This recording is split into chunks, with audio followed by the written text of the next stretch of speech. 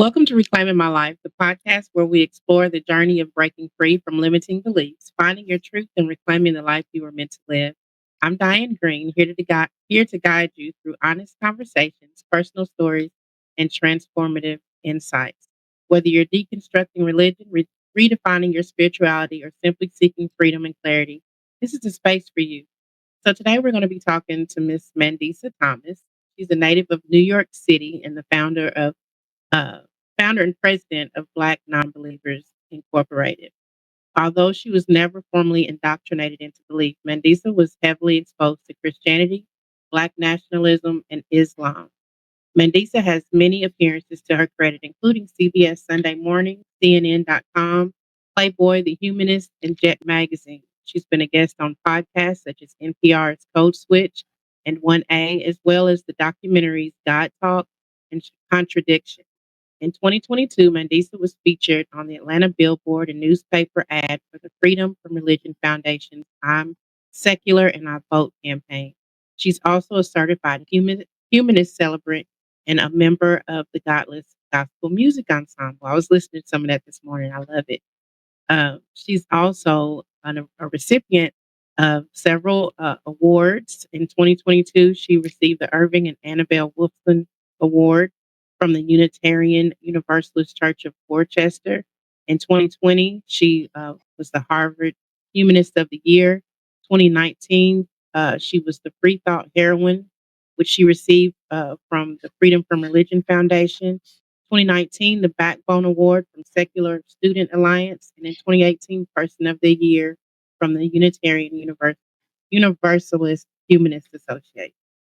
Thank you for joining us today, Mandisa. Thank you so much. I know that was a mouthful, so I appreciate it. Yes, yes, but yeah, that's you've won quite a lot of awards. You've accomplished a lot, uh, and I've been looking forward to talk. I've been excited about talking with you about everything. I just I don't even know how I came across your website. I just was searching online, looking at different things. I've talked to a lot of people who are in deconstruction right now, deconstructing from religion and whatnot, and Mhm. it just and somehow in my Google searches, I came across your page, your website, and I reached out to you that day. Actually, Awesome. Well, I'm yeah, glad to be here, and it really is great to be in the company of so many people who are deconstructing and who have deconstructed from organized religion and the God concept. yeah. Yeah.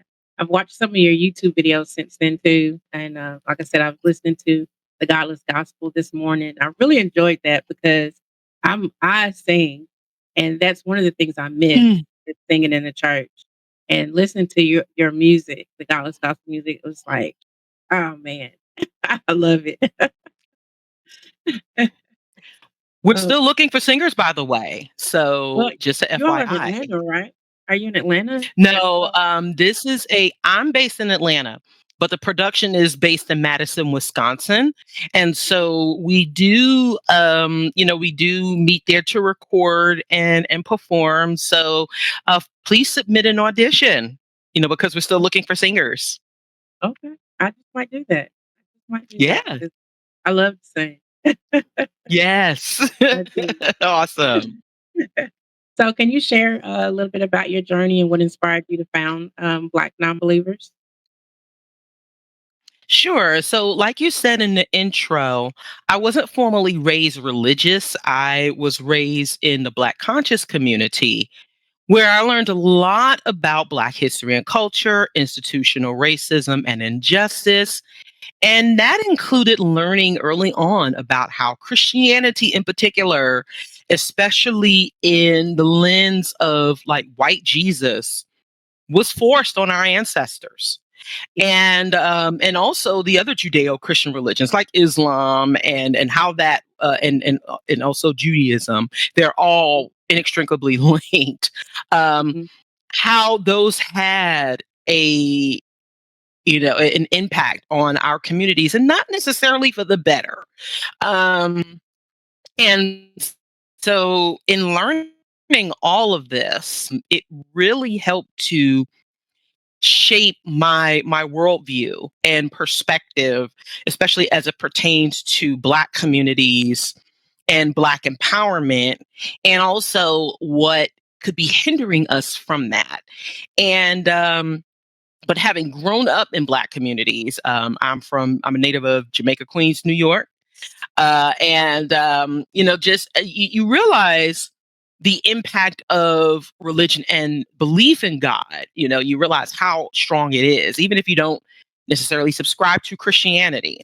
Yeah. There are a lot of people who subscribe to, they believe, they're Muslim, and they're Mhm. also spiritual. They may have incorporated some of the cultural beliefs Mhm. from certain nations, in Africa. And so this strong belief in our communities is, it really tends to like impact and define us. And so that wasn't lost on me growing Mhm. up. And so for a while, I consider myself spiritual, but not religious. But I always appreciated philosophies and affirmations that encourage looking within as Yeah. opposed to simply looking without.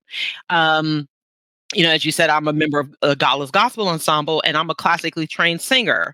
And so I used to sing in various churches with a voice instructor growing up. And Mhm. so, in taking in some of those sermons, uh, I just was constantly like confused and a little perplexed about the concept of the Trinity God in Christianity, Yeah. and some of the teachings, other teachings that seemed extremely contradictory. And so I was just like, wow, this seems really strange. And so I appreciate my diverse upbringing and experience with different religious beliefs, and also people with different practices. I also grew up around a lot of five percenters, which is the sect of, the Nation of Islam, and that kind of gained ground in like the late 70s, early 80s. And so really having that experience with varied perspectives, especially coming from our communities, it just really, really helped put things into perspective for me.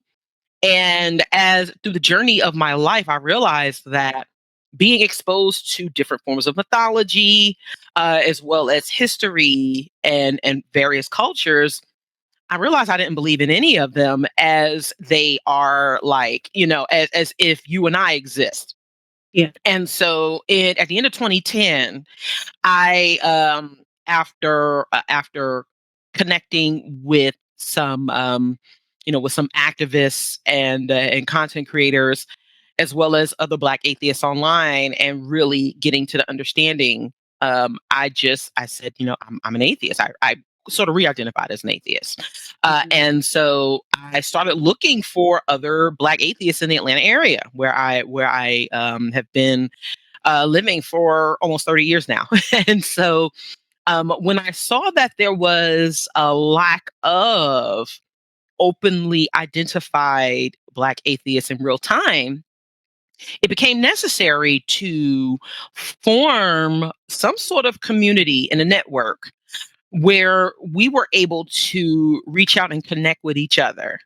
Because being in Atlanta, which is a very, very Black city, Yeah. it was determined that there has to be more of us out here, right? Because I had people coming to me privately saying, "Well, you don't believe? Well, I don't either. Like I Yeah. have issues with this religion as well. I have issues with these, but I can't say anything."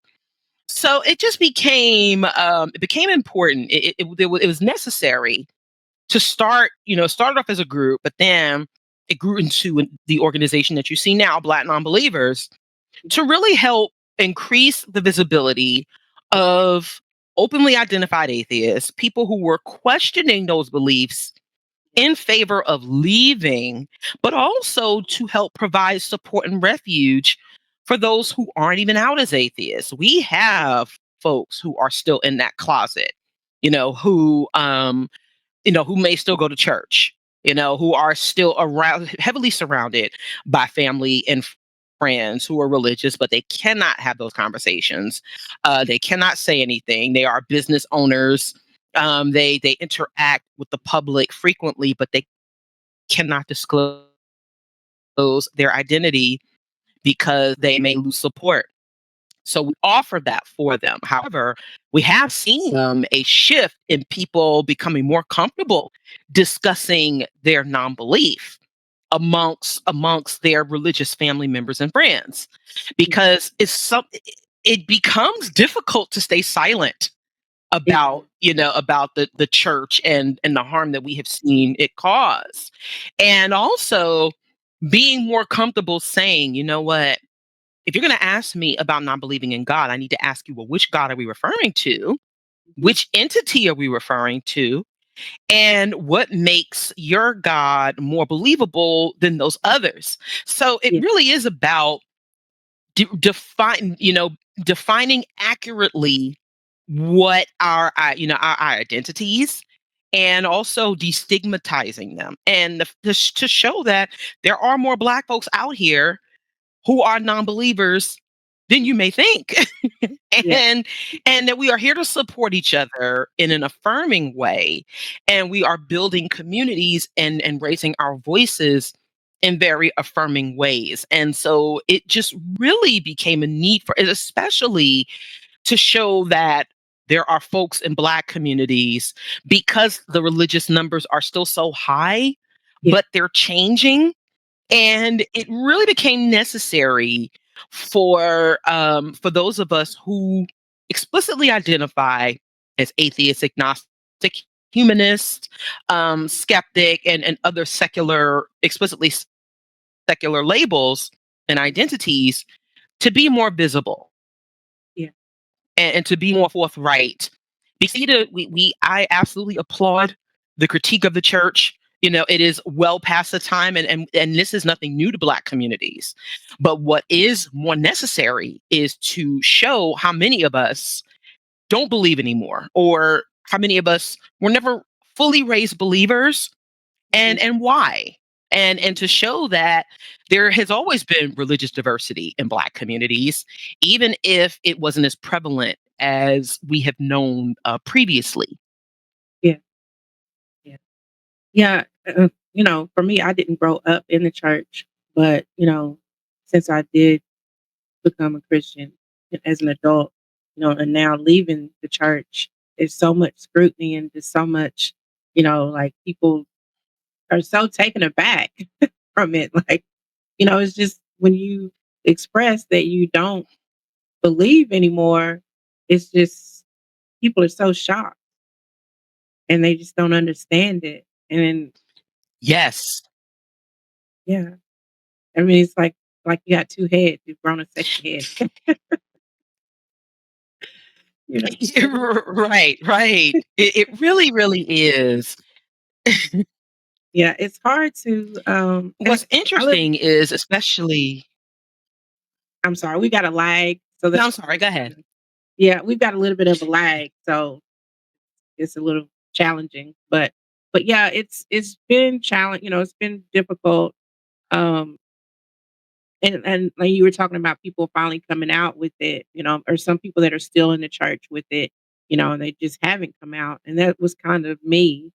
I didn't really come out with it until, last year, and part of my reason of not coming out with it because for me, I don't worry about myself so much, but I didn't really wanna come out with it because of my husband, who's still very much a part of the church. So, me not coming out with it was more so for him. But then I would talk, have little private conversations here and there. So, of course, nothing stays hidden. So, people started talking, and then when it came to him, which he already knew, but when someone came to him with it, he told me, at that point, I was just like, "Well, I might as well just come on out with it." Like, I'm not gonna keep playing this game. I'm not gonna keep pretending like this is who I am, and I don't appreciate having to pretend anymore.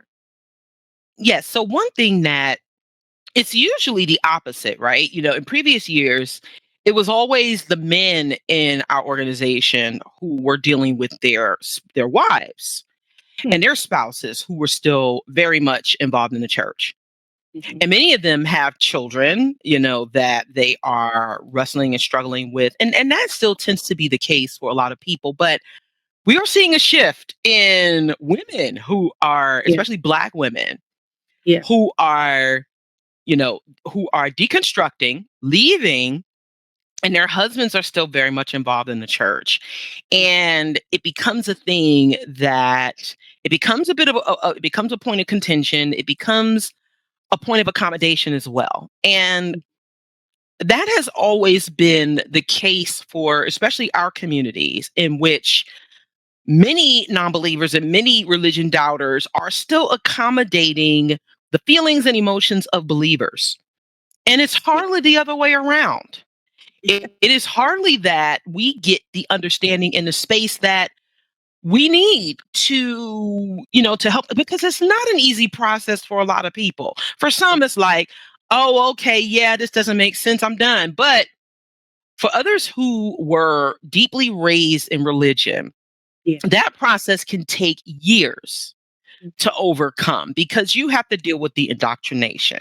You have to deal with some trauma. You have to deal with, like actions and things that you were raised, to actually do, Yeah. that were a part of this. And even if you weren't raised in the church, like, because many denominations catch people at a time of grief, at a time where people are Yeah. vulnerable, Yeah. so they suck you in.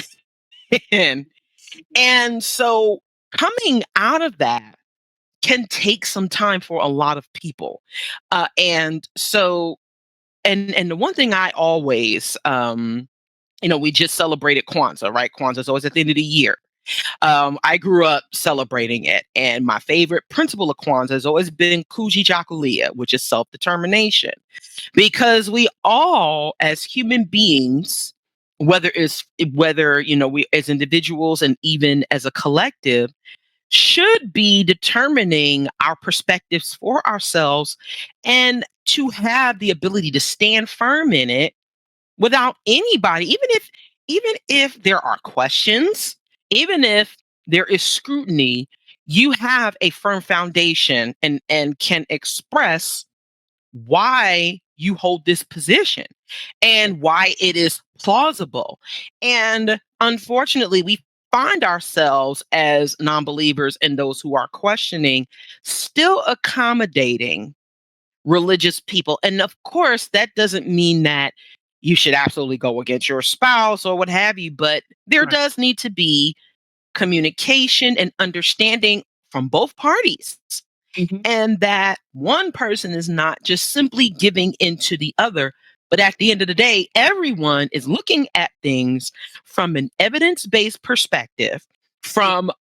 from critical thought, Mhm. and that that you are communicating this in a way that you come to, you know informed conclusions.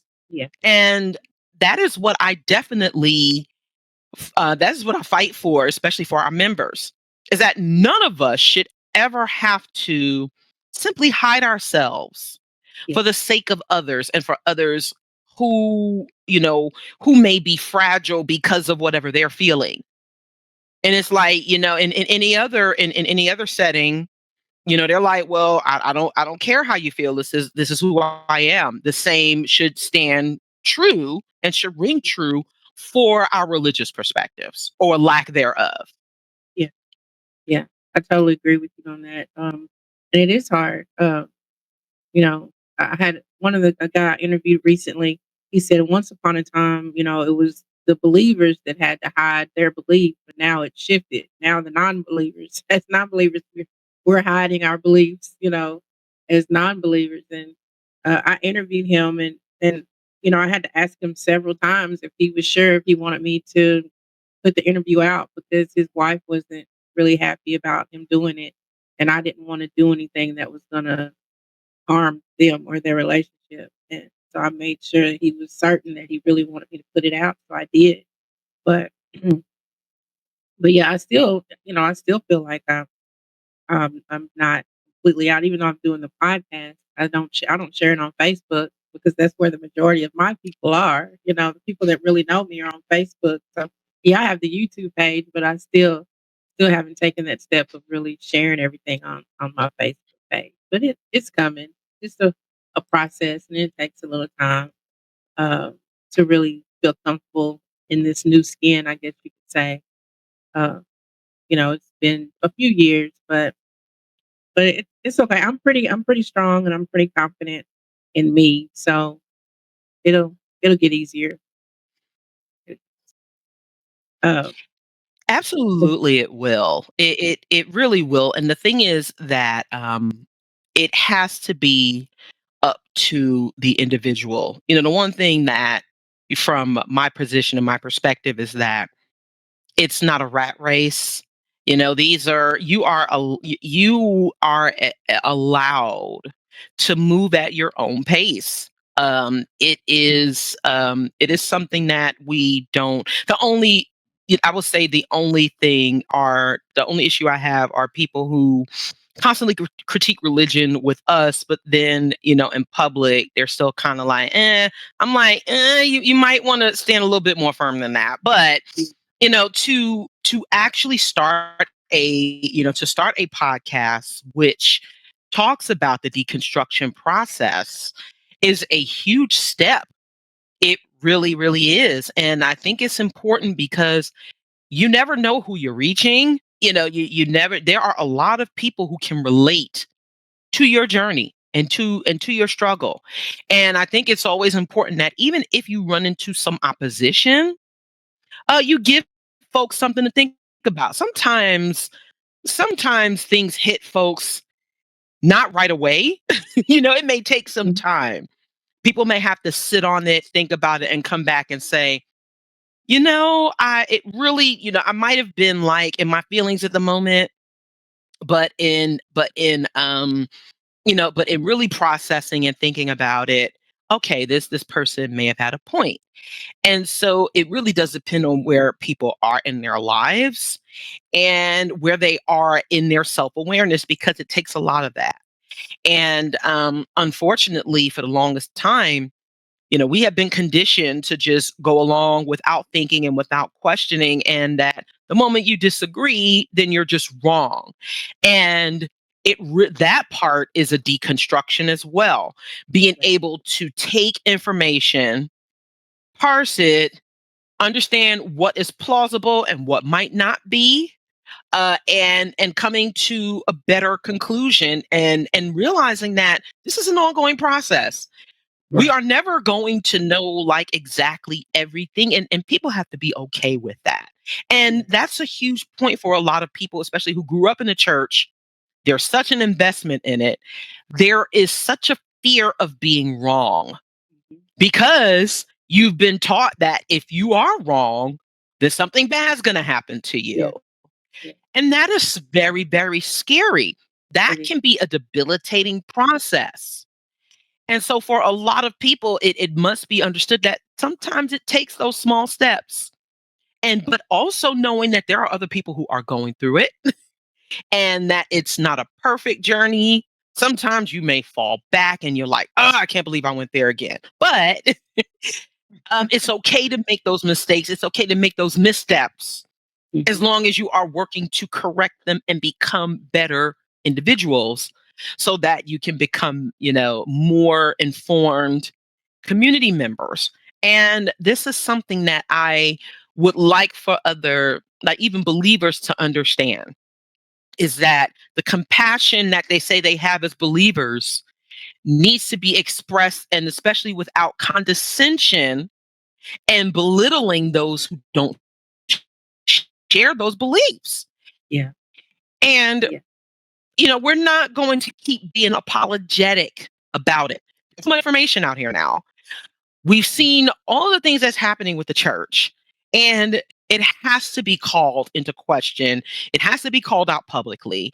And there needs to be the perspective of those of us who don't believe anymore, and those who have left and stopped believing.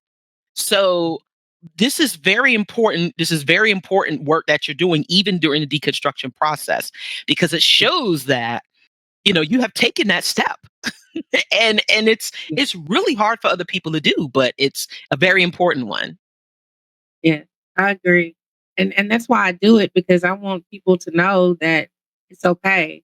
And I want people that are going through this to be able to watch those videos and talk, see different people having different conversations, to know that there are others of us out here, uh, and that they're not by themselves. Do want people to know, and that's why I do the videos and to give people a platform. And for me, I enjoy conversation, and these are conversations that I can't have, just with people in my home, or people that are close to me. I do have a couple of people, but I just like being able to talk and express myself and listen and allow other people the opportunity to do that without judgment.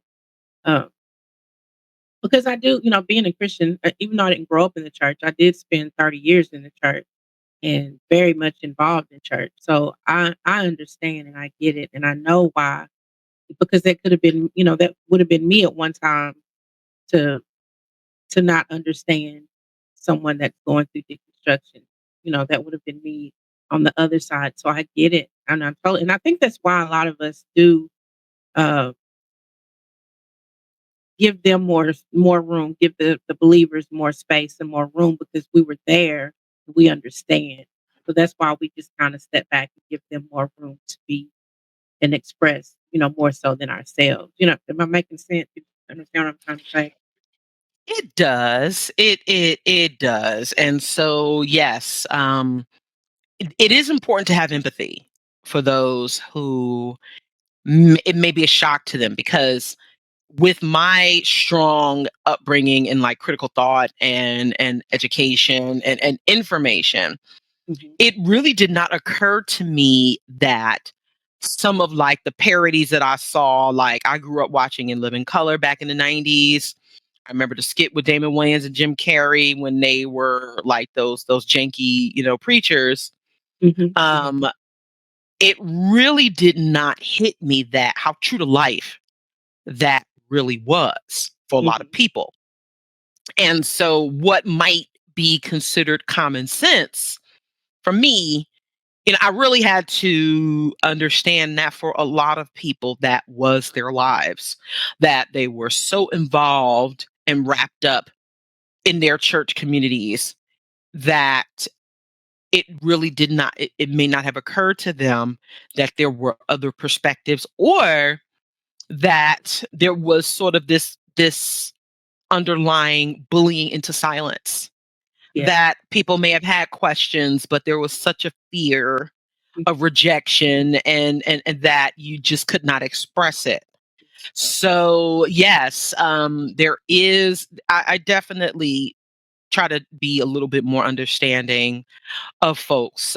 Sometimes it seems like the shock value can be a little too much for some folks, Yeah. but I think also standing firm and being unapologetic, and not being, not being defensive about it, but also saying yes.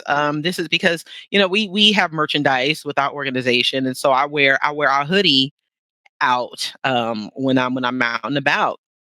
I remember one woman, I had our slogan is on the back of our hoodie, and she said, "Walk by what?" And she didn't even say hello. She just said, "Walk by what?" So I turned around, and I was in a store, and she said, "I'm reading your shirt." She said, "Walk by what?" And I said, "Sight." It says, "Walk by sight." And she said, "And not by." I said, "Faith, not faith." And so she was just like, "Well, all right then." And I just said, "Yes, ma'am."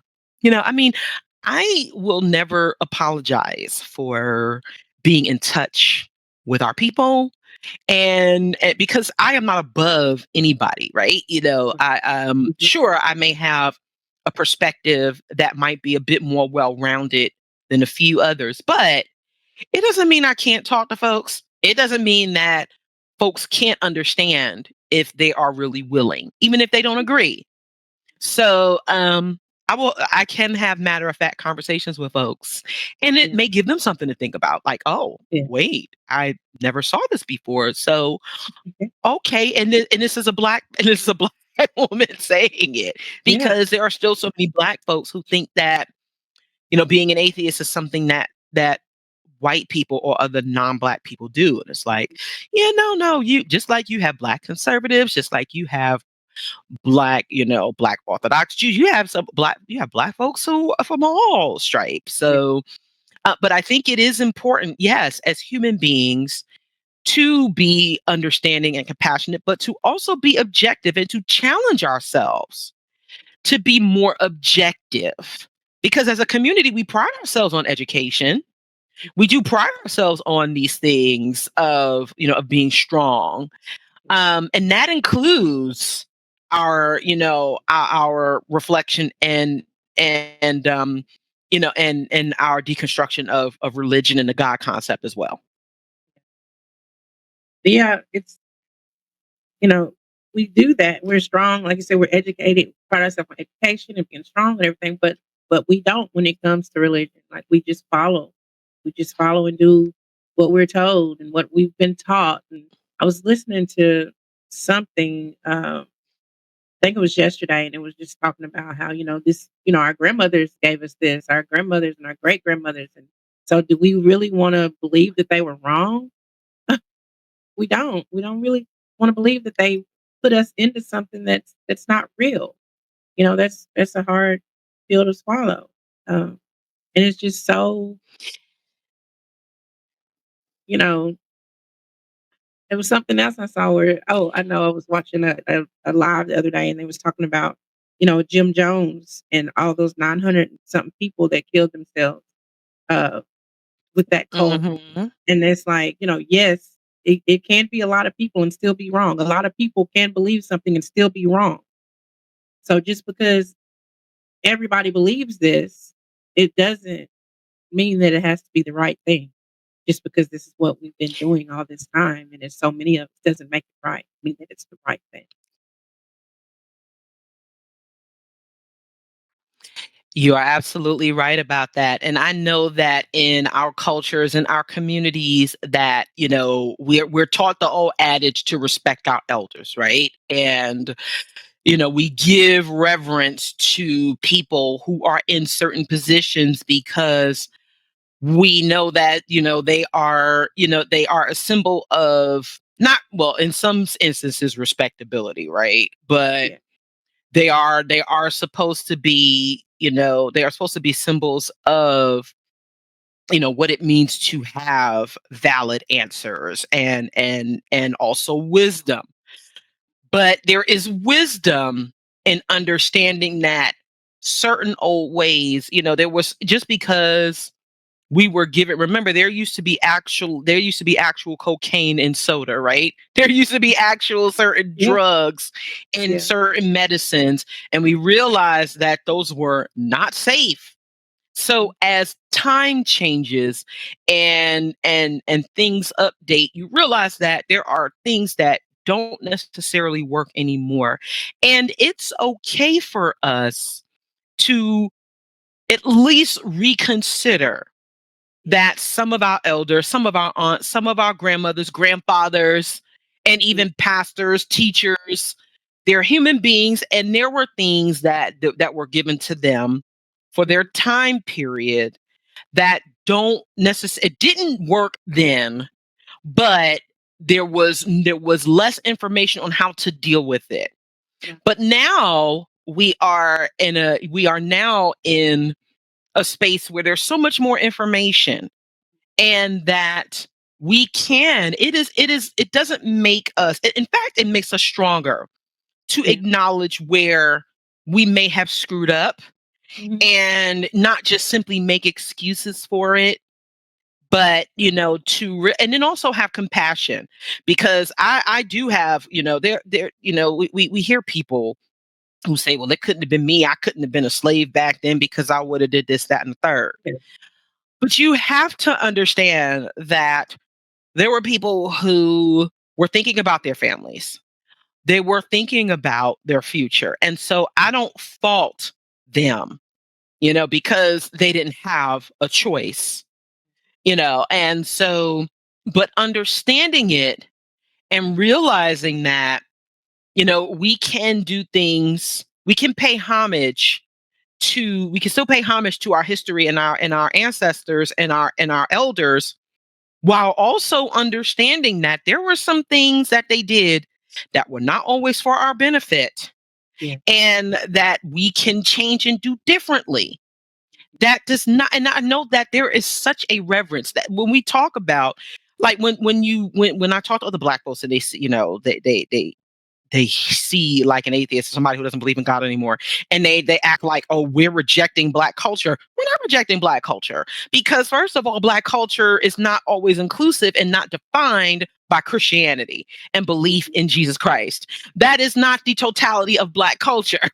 Right. Right. And it's important to acknowledge, the history of the church and the role that it played in certain aspects of history, even if some of that history is over exaggerated. We have to be honest about that, right? So Yeah. it really is about the knowledge and the education and being able to, again, parse out that information and say, you know what, well, perhaps this wasn't necessarily the best way, and to be honest about some of the things that did happen back then that weren't always to our benefit. It doesn't mean that we are just trashing it, but there should be valid critique and also ways to learn from those missteps and those mistakes. And we just seem to be so reluctant to do that as a community. And that more than anything needs to change, because I don't foresee everyone in our communities becoming an atheist. Right. That is not my goal. The goal though is for folks who don't believe anymore to be more open and to be more comfortable, admitting that. And also knowing that there are community spaces for them, and that we are building a network to where the folks can't, that they can't just, they can't just take that away. You can't ignore it. Yeah. I love it. I do. I love it. I mean, might have to get you down here in Kentucky one week to come and do something, conference or something down here. 'Cause, I've been I in would Louisville before. What part of Kentucky? I'm in Harrodsburg, which is a very small community. Harrodsburg, Okay. I'm an hour from Louisville. I'm an hour from Louisville. Okay. And, it's Okay. very small where I am. There's three Black churches, 4 Black churches here in this, county. And, so yeah, it's pretty small. We're just very small, and which makes it harder And too. it does, but it also goes to show that there are people who are everywhere who are questioning. Yeah, It's not just big cities. It's yeah, not just major, like your major metropolitan areas. There are a lot of people who are in small towns, in small pockets of the country, and even across the world, who have these questions and who are also creating outlets for themselves, right? You said you can't talk about it with your family, right? So you're doing something more public facing. And so that is often where I have seen a lot of people do a lot of their deconstructing. They have to do it publicly because, it's like, you didn't give me the chance to do it, like privately. So now I have yeah, to do it in a way and that is revolutionary. That that is actually very, very powerful, because it shows that what we're doing is the right thing all along, because we know there are so many people out there, even in places where you wouldn't think of, mhm, who are, and those are the ones we're trying to reach, the ones who are in areas that are overwhelmingly evangelical, overwhelmingly conservative. But you have those who don't believe and who don't hold those views, but who do not have that outlet. And so that is just as important as for those who are in, just like in major cities where you would think that, things are more diverse and liberal and such. And there are still people who struggle. So there's something for everyone out there. And I think it's important talking about getting us, this is giving me so many great ideas. Because, one of the things that we love to do here at Black Nonbelievers is to amplify especially the Black voices of those who are questioning, those who don't believe anymore, and those who are building platforms, because it is important for everyone to know who you are, how they could get in touch with you, and also how we can work together. So, and I'm not trying to sound like an infomercial in any way, right? But this is why this is an important thing, because again, there are so many people out there, and you never know who you're reaching. So, I'm really excited to know that you are in this, you're in a small town, and there's not very many of you, but yet you're still doing this. And so Yeah. that is how history is made for those Mhm. who go against the grain. Like you said, there are so many people who believe one thing, and quantity is not as important as quality. Yeah. And there are a number of people who can believe the same thing, and yes, they have been wrong, and they are wrong. Mhm. So, for those of us, who are still in what is considered the minority, those of us who are, still doing what we can Mhm. to spread that word, it is going to be very, very important, so that our numbers do increase, our network increases, and that we are able to to join in conversations, interfaith conversations, and also make substantive changes, even in our local communities, because that does make a difference. Yeah. And that's what I really want to be able to do, uh, because just being on TikTok and a few people that local, people that I know personally that are in this community that like some of my videos or have made comments and telling me, like they agree. I mean, that lets me know that you all have considered these things that I'm talking about. And you probably have never said to anybody that you felt that way until you saw these videos. And that's my goal is, you know, I'm here. If you need to talk about it, I'm here.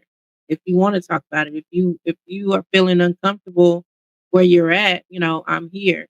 And I also have started making merchandise. I print my own t-shirts and whatnot too. So I've been making little t-shirts and things, and I started a Shopify page like this one that says humanist, and then I've got one that Hmm. says that facts over facts over faith and different ones, and I wear those out in the community, and it's just like letting people know, like it's it doesn't have to be like that, We can love Right. people regardless of who they are, we can love people regardless of what they believe and or what they don't believe, and it's okay to choose facts over faith, and it's okay to, so I'm trying, and sometimes I get a Yeah. little nervous or a little, take a little step back, but I it doesn't last long. Yeah. And it does help when there are people who say, what, they are helped by what you say and what you do. It helps when you find others, and that has been one of our key things at BN, is that bringing more of us together, especially in person, whether it's virtual or in person, but especially in person, Yeah, because it makes a difference. I remember it made a difference for me when I attended my first, like, explicitly atheist meetup, my first yeah, atheist convention. It was just like, wow. You mean to tell me that there are so many other people out here who share this, at least that point of view, even if we don't agree on other things? Oh boy. right, right, right. Because, but to know that there are others out there, and especially other Black folks out there, Mhm, who you can actually tangibly see, give hugs, yeah, share a meal with, share ideas with, and actually do things with. It is life changing. It really, really is. And it has given people so much, it's given people so much hope. It has given people so much, courage. It has just been so affirming for a lot of folks to know that they are not alone, and that not only are they not alone, but there are things you can actually do about it. That yeah, you don't have to be lost in this space of, well, where do I go now that I have left the church? There are options out there, even if your particular denomination has conditioned you to think that there is nothing else, that there are, that, once you leave, you are condemned, that there, and we see that in our LGBTQ plus counterparts and what they deal with, folks who are trans, even other Black folks. I mean, it's just, we see that condemnation in so many. But people, it is important for folks to know that there is a life outside of religion. There is life after belief. There's life after church. Yeah. And even if it means that you are rebuilding in some ways, it's okay to do that, because the part of our life experience is that we learn something new every day, and that we are continuously learning. So that means there's going to be new experiences, things that you were afraid to try before, but now you're doing it, right? We see people now who they've become more comfortable with traveling. They've become more comfortable doing other things that they like to do, because Mhm. they're not so tethered Yeah. into this church community who has taught them that these Absolutely. things were wrong. Yeah. So you Yeah. actually And find your life. Like you said, it is a part of reclaiming your life, like you said. absolutely. And that's how I feel. I turned 50 in September, and that's when I was just like, I'm reclaiming my life. Like, I'm not going to be afraid to speak out. I'm not going to be afraid to be myself. I'm not going to be afraid to do whatever it is that I want to do. Things that I was held back from because I was out of fear. Of fear I'm going to go to hell. Of fear I'm going to be shunned by my church community. Or, I can remember, being out with friends and taking pictures, and we're in a bar, and it's just like, don't post those on Facebook. I can't have nobody seeing me in a bar. Just yeah. So it's it's so great and so freeing to just be able to be myself. Yeah. I mean, and how many Christians do we see in bars, right? How many Christians do we know that drink? It's like, come on now. Yes, but I just, because of the positions that I held in church, I just felt so very self-conscious about doing anything that I wanted to do, and if I did do them, I didn't want any record of it. I didn't want it out there. Right, right, right. And there are certain things that aren't necessarily for human consumption, right? We definitely understand that. Right, right, But these are just normal human things that people do. And they're not shameful. They're not, right. there's nothing evil about them. Yeah, If you're in the company of adults, and y'all, I mean, there is just absolutely, and that goes back to the respectability that I mentioned earlier, about there are certain people in certain positions who are not supposed to be seen doing certain things. But this is right. why you see a lot of these pastors getting caught, Yeah, doing the very things that they preach against, right. because they are denying themselves and being denied, the opportunity to be themselves. And so that should not be something that is shameful in our communities, and for people, especially younger folks now, who are living their truth, so to speak, right? And I really do have a soft spot for it, because I'll be 50 in 2 years. I turned 48 in September as well. My birthday, September 4th. Um, and so, especially for the older folks who always knew that there was something, like, wrong with their religion, or they had to hide it. Now it's a bit more easier for younger people to come out and say, well, this is a bunch of crap. Yeah, But and I know we're in, like, the Gen X, so we were sort of in that transitional phase. The generation before us, the boomers, I've come across quite a few of them who, among their peers, are so heavily religious, and so they didn't have that outlet. They didn't have yeah, that support network. And so I really do have I'm really compassionate, especially for older folks who are coming out of it, because, and there does need to be a support system for those who are. And because it's never too late to have that process of, okay, reevaluating, Mhm. and also learning and growing. Mhm. So it's really, I understand that it can be a huge challenge for a lot of people who are getting up there and becoming more of a mature age, as I like to say. Right. So I really, really have like I said, I really do have compassion and a soft spot, for members of our age group and those who are older, because it can be a bit harder. Well, I mean, we've had members who have raised their kids, their children to be religious, and Right. they came out of it, and Yeah. the children are actually resentful Yeah. because they're like, you raised me this way. Yes. Yeah. I have a daughter now that she's just like, "You've just got me so confused. I just don't know what to do." And Yeah, and I was just like, "Well, it's time. You've got to figure that out for yourself. I can't. Yes, I raised you in the church, right, yeah. but now you're an adult and you see I've left, but you have to decide what's best for you and you have to figure it out." And she's like, "Well, you just confused me and I just don't know what." Well, you have to do the work to figure out what Yeah, you want to yes, do. yes, You have to do the work. yes. You're 24 years old. Mhm. You have to do the work. You Yeah, gotta figure that out. yeah. I'm not gonna And that's apologize still a to you because I figured it out. Right, and that's still a very impressionable age, so there's still enough time for her to, like, really decide where she wants to go.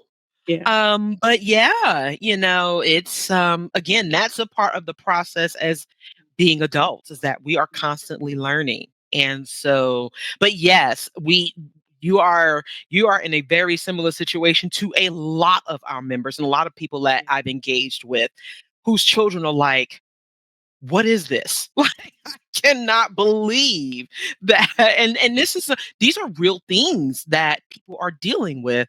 And it takes community efforts, it takes peer support, and it takes those connections for those who have been there to at least try to help folks through. So, and that is something that, I'm very, very, very passionate about, because these are real life and real world, like, consequences and implications as to what we deal with in everyday life that people don't really think about, and it's important to have support for those things. Mhm. Yeah. Um, I I was, you mentioned something earlier about, like, enjoying the travel and meeting people and face to face and whatnot, and, I was looking at the cruise.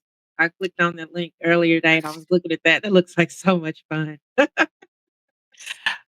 It is absolutely fantastic. So yes, for your viewers, we host an annual cruise convention called BNC Con. And so it is, this year we're going to be on the Carnival Horizon. We've sailed on that ship before, and we always have some wonderful guest speakers, presentations. It's always such a fun time. Last year was just really, really fantastic. We have folks who speak to activism in our communities, what it means to, come to terms with their non-belief. And also we engage in, like, end of life preparation, what community resources that are available, while just also having a wonderful time. And in March, we are hosting a Revival of Reason here in the Atlanta area, which will have guest speakers, workshops as well. It'll be similar to CCon. That's usually like a smaller group, but there's about a good 35 to 40 of us who go on the cruise. We always want there to be more people. And it's such a great, like, community building opportunity, getting to know folks, having those conversations with people, even like conflict resolution, right? Even when it comes to conflict resolution and what it means to be in a space, a confined space, even though cruise ships are huge, to be in that space where we are all together. If something comes up, how do we work through it? How do we continue to build as a community and as a group? And Yeah. so it's a wonderful opportunity for that, and it is so much fun. It is fantastic, and it really, and a lot of people get bit by the cruise bug too. We always get a mixture of first timers. We always get a Uh, mixture of those who have cruised before and they just loved it, and we have some folks who come back year after year because they Mhm. just enjoy being there with us so much. Yeah. So and there, it is not just simply non-believers who come with us. There are folks who are like spiritual and they're allies, or they're coming with their families, and they Yeah. just enjoy being around us because we're a fun group. Okay. Yeah. Might be too soon for me to try to come this year. I was looking at, I think the pause has to be in by January 25th, but maybe it's something I can look at next. Uh, that's just the initial deposit. That's Mhm. not always set in stone. Cruises are always permanently, but it's always best to get in a deposit beforehand. But if you get a deposit in afterwards, that's not a problem. Well, that boat, I looked at a video, YouTube video on everything of that boat, and all the Dr. Seuss stuff and everything. It just looked like a lot of fun. And okay, I've never done a cruise. I've always been afraid to do a cruise, but I'm trying to get over my fears. I'm just terribly afraid of water. I gotcha. It's understandable. The ships are so big that you would have to be trying to go overboard in order to get there, right? And so we do see people do strange stuff on Yeah. cruises, but the ships are just so big, and the security is just so security is so good that you're just not going to just simply go overboard on a cruise ship. But if that is a selling point overall, and then there's so many people there, there's so many things on the inside of the cruise ship that you just really don't even have to look at the water if you don't want. But I enjoy them because it's so peaceful, and it's just so nice having that experience, and traveling to different destinations, even if it's for a short period of time, to experience it, and then you can go to the next destination, and there's some fabulous food, fabulous Yeah. entertainment. I mean, it is just it's such an all-inclusive experience, and I just highly recommend folks trying it at least once in their life. Yeah. Like I said, there's some folks who have tried it and they've just got bit. They got bit by that cruise bug. They always want to go. Yeah, And so, I have a feeling that that would probably happen to me because I used to didn't like the beach either, just because of the okay. fear of water. I didn't really care about going to the beach, and now I'm upset when I don't get to go to the beach a couple of times a year. Yes. But yeah, probably after going one time, I'll probably be having my husband take me on cruises all the time, always begging for Yeah. him. It looks like a lot of fun. It really does. Does. It Uh, really is. It really is. um, so what are some of the biggest challenges that you've encountered in advocating for secularism within the Black community? Oh boy. So, one of the biggest challenges, of course, is to even getting entities to acknowledge that we exist.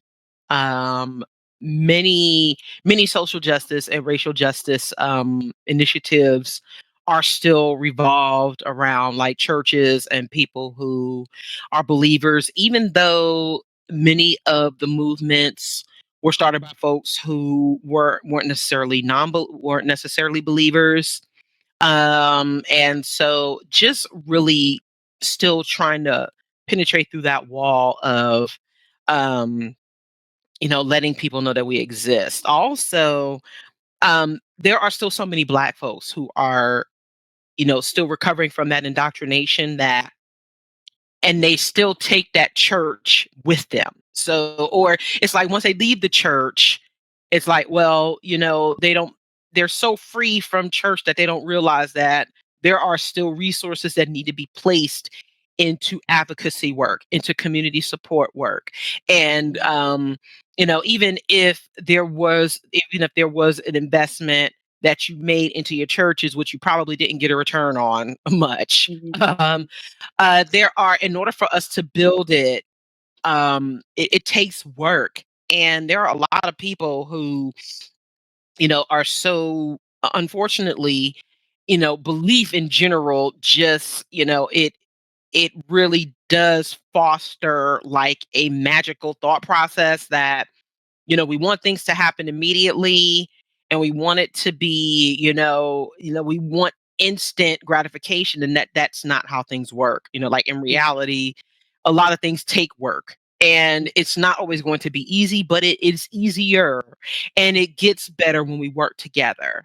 And also dealing with a lot of the patriarchy, a lot of the internalized misogyny, where Yeah. people are still intimidated by leaders who are women, unapologetic, Black women, and us not receiving the support that is needed.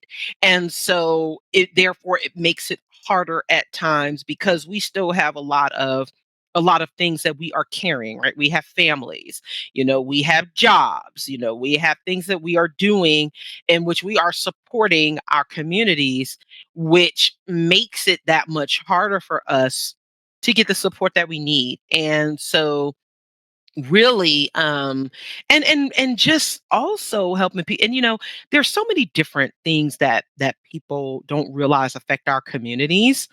And also, because when you look at the dynamics of Black history and culture, unfortunately, there's still like conversations around reparations, conversations around a lot of misinformation in our communities because we simply, we are quick to mistrust certain levels of information. Like, for example, COVID, right? There were a lot of people who were like COVID deniers, even though we saw a disproportionate number of Black folks dying from it Yeah. and catching it. But there were a lot of people who refused to take the vaccine. And so it really took a concerted effort for like Black physicians and Black practitioners to get folks to say, you know what, hey, this is the real deal. You need to be getting vaccinated. We suffer from a higher number of like preventable diseases and things that impact our health. So we need to be taking, we need to be getting the vaccines and the boosters and so on and so Mm. forth. So we're still dealing with a lot of other misinformation, even in addition to like religion.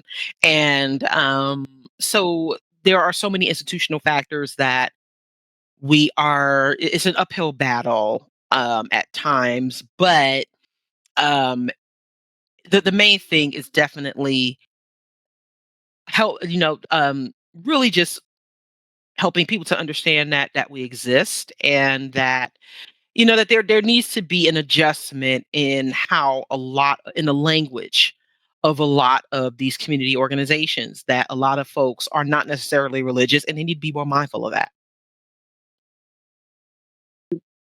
So, what opportunities do you see for collaboration between Black nonbelievers and other organizations in the future? So we are a member organization of the Secular Coalition for America, which is an organization based in Washington, D.C., and they are our lobby wing. They pay attention to what's going on on Capitol Hill with legislators, and also what's going on with certain bills that impact our communities. And we also work in collaboration with other organizations as far as like community awareness. There are a number of practitioners now who are into like Black religious trauma recovery. And so we will be looking to do more on that front.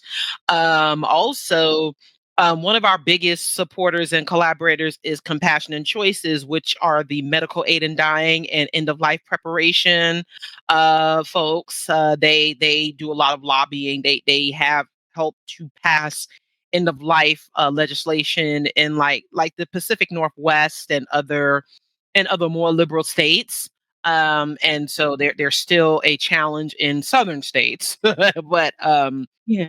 but they do, um, they offer resources for folks who need end of life, like if they need to draw up a will or power of attorney, and for people to not have things be such a mess once that time comes. And so, and also what that means for non-religious people and our representation and our support, so that folks are not just simply trampling on our identities and the things that we may want when that time comes. So We really want we really want community members to know what their options are, what their rights are, and ways that they can get involved, and also like it's perfect to reclaim their lives, right? Because we recognize that there is a lot of trauma and pain that comes along with um, being indoctrinated into belief. And there is support that is needed for that. And so we now have a strong um, working relationship with the National Museum for African American Culture. You mentioned the God Talk documentary at the beginning in my bio. That was a result of them reaching out to us to have atheist participants with their documentary. And so we have been instrumental in providing the Black non-religious voice for those conversations. Yeah. And so we are becoming more institutional now. So there's always opportunities for us to get on the ground, to do service projects, to do like information. We co-sponsor a student scholarship with the Secular Student Alliance. We partnered with it's called the Hurston Scholarship, that was named after Zora Neale Hurston, who was a noted freethinker during the Harlem Renaissance period. So we actually are we do a lot of collaborative work with different organizations. We also do our own autonomous events, like even the Godless Gospel Ensemble Music Project was a result of collaborating with the Freedom from Religion Foundation, and bringing one of our members who was a former gospel producer and who also started his deconstruction journey online, Andre Forbes, shout out to Andre, who started doing videos about Christianity. And when he found BN, he just became more assertive with his position. And so he just really, and he still works with some, with some religious people, but yeah, he just really found it in himself to just like start coming out in a public manner Yeah. and just really asserting himself as an atheist. And so Yeah. through that is through our visibility and the support that we have provided for people, to give them that voice to say, you know what, okay, I have an issue with this. These are and this is what I can do to lend my voice to it, and this is what we can do as a community. So the possibilities are endless Yeah. for us. Yeah. You all are doing a great work. Sounds like you just continue to grow and expand and yeah, yeah. I'm Absolutely. I'm glad that I found you. Yes, yes. I'm so glad as well. um so how has leading Black nonbelievers shaped your own views on life, spirituality, and purpose? Um, it really does show that you don't necessarily need to be spiritual or religious to have said purpose. It is so misguided for people to think that, well, you know, that you absolutely must subscribe to some sort of belief in order to do good for the world. And I think we show like every day how we just continue to, you know, make make changes in our own lives and for the lives of our families and for the lives of our community members simply by doing the right thing because it's the right thing to do.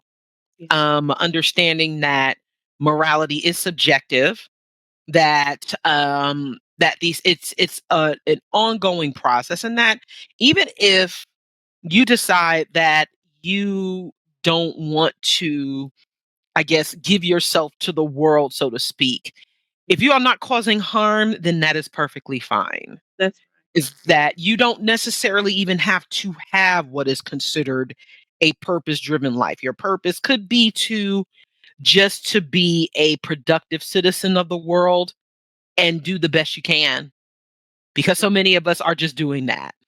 Right. And I also realize that it's important for me to remain in that space as well, where I am constantly dealing with my own humanity.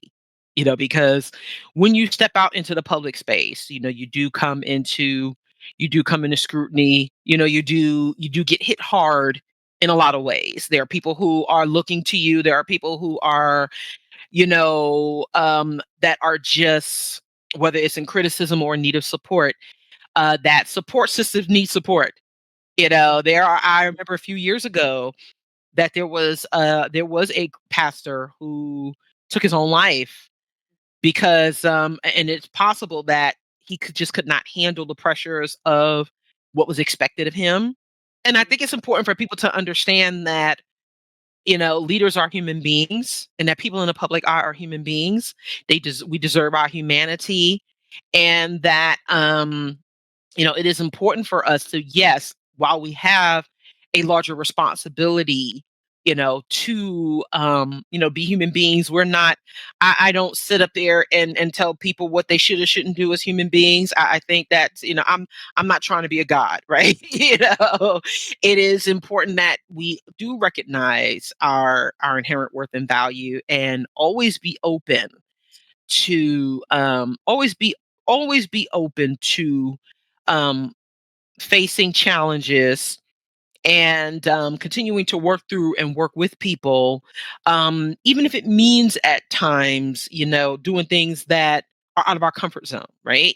Because it's impossible for us to tell people that they should be, living their best lives and trying to be better for themselves if we're not doing it.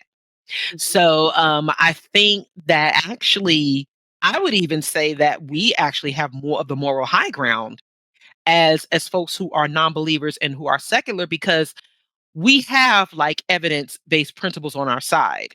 We have critical thought. We have skepticism, meaning that we're not just going to simply take one's word. We should be looking at things in their totality and determining what is best and what might not be so great. So there is more of a responsibility there, but it's also worth it because it is more genuine, it is more authentic. And we're not just sitting on this high ground saying, well, I'm right and you're wrong. And especially just telling people, do it because I said so, or because it's God says so. No, you Yeah. do it because this would be the reason. Here's the problem. Here's the reasons, and there's what we can do about it. Yeah. So there are all of these different steps that we can take for for all of the things that we can do just as human beings. And I think that it makes it so much more worthwhile. And I would say that, hey, I'm a better person than your God is, because Mhm. I just don't think that simply punishing people because they don't believe in me, is a good thing to do, right? I There's so agree. many things that I'm just like, yeah, no, Yeah. this is outright wrong because it's just the wrong thing to do. Right. Right. So Yeah. Yeah. I think that our characters are much better than the God of the Christian Bible anyway. That's oh, the for God sure. I know about, and I think we have very a better moral character than he does for sure. Yes. Yeah.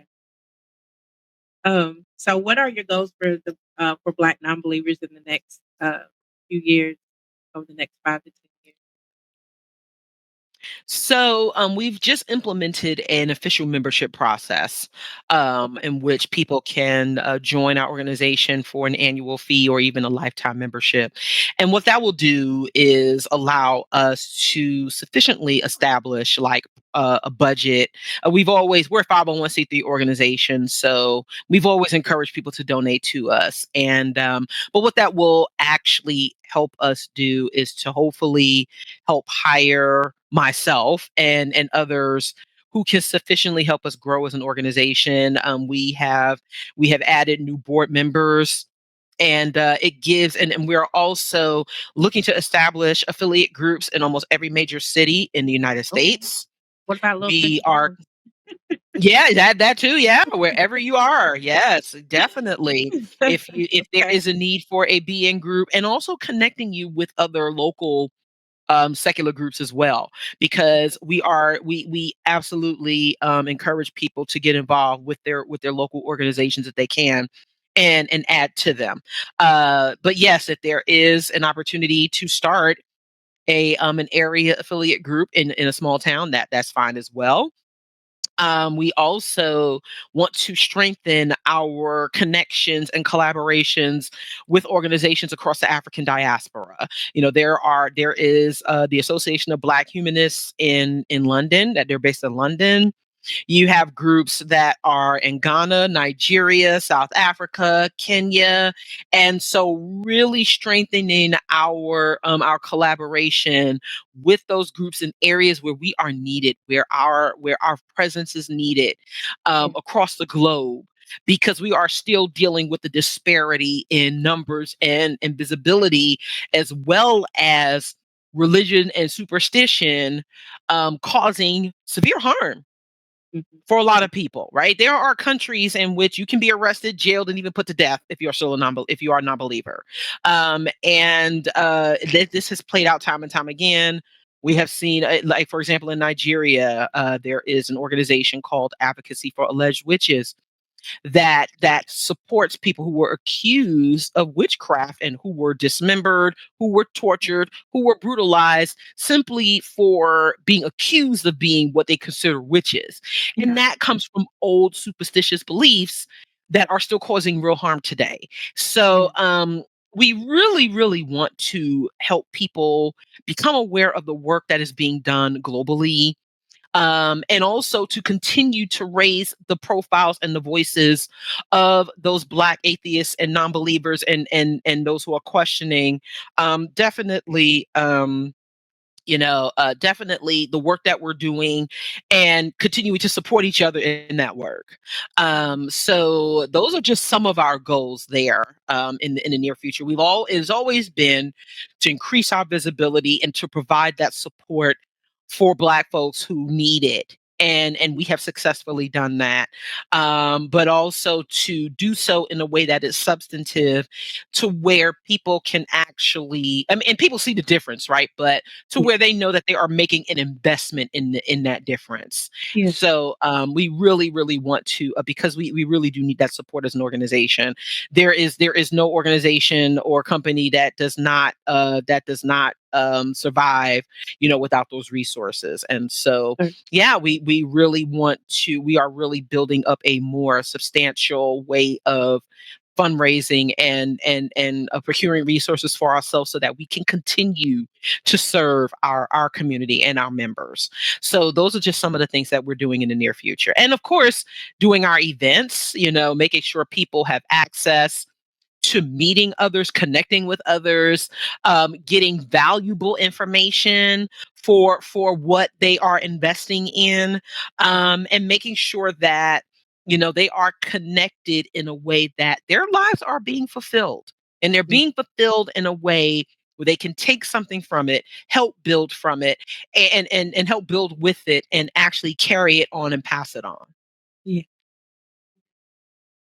Like I said earlier, you all are doing an amazing work, and I'm excited for the future that you have, um, with the organization and all the things that you have going on. And I hope that I can be a part of some of that. And if there's anything that I can do to help with anything, please let me know.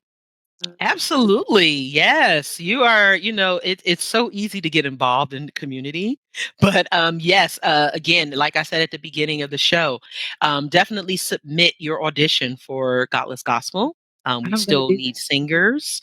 Yeah. So yes, please do, because we are going to be recording an album. And we're still in the process of like getting more music. It's so collaborative.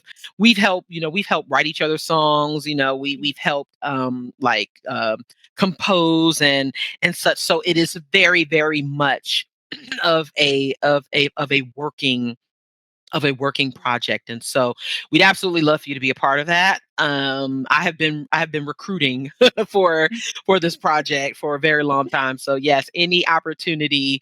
And yeah, if you sing and you are definitely are comfortable with, and you are on us, hey, yes, please come be a part of Godless Gospel with us. That would be fantastic.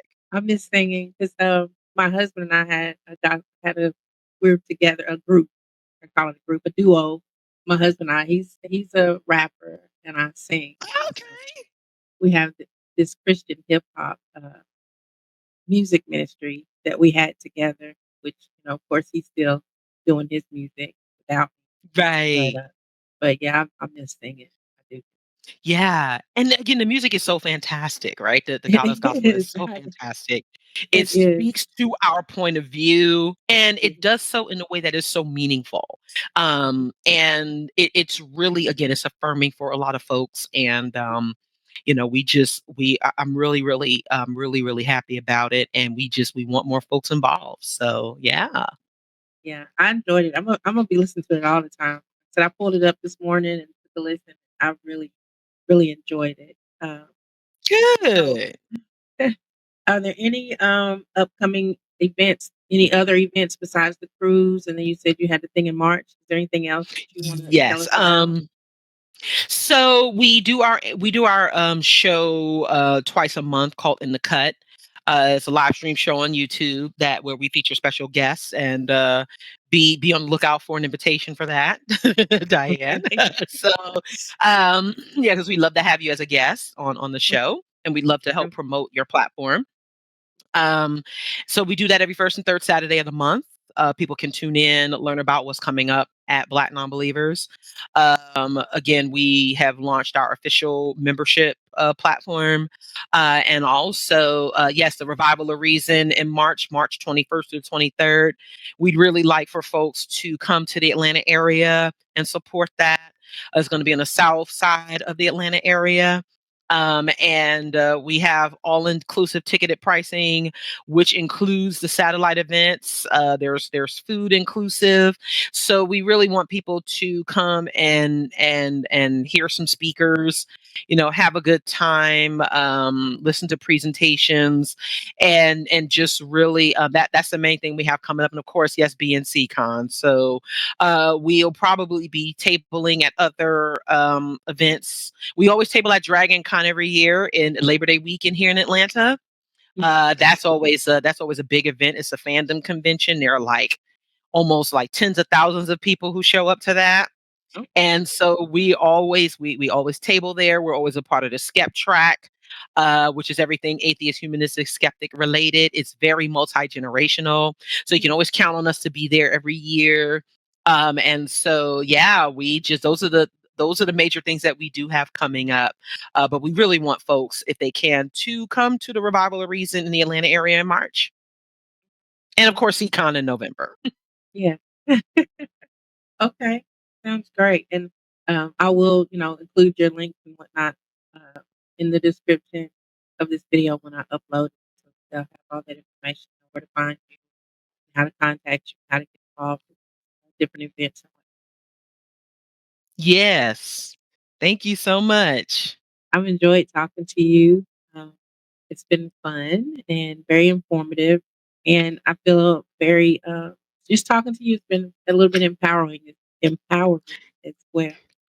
Uh, it's good to know that there's others out there that think like you, and it's helpful to talk to others that are so confident in their non-belief. Uh, Mhm. yeah, yeah, really. Yes, I mean, I thank you for reaching out and having me on your platform, on your podcast. It is an absolute pleasure, and I hope that I always hope that whatever we express on here is encouraging for folks, especially those who are struggling, because it is a lot of work, and but there is that support, and we are here for you. Thank you so much. And, all right. Well, thank you for joining us on this journey of deconstruction and self discovery. Remember, reclaiming your life is a process, not a destination. Keep questioning, keep evolving, and most importantly, keep embracing the freedom that comes with your truth. So until next time, reclaim your life, rewrite your story, and live your truth unapologetically.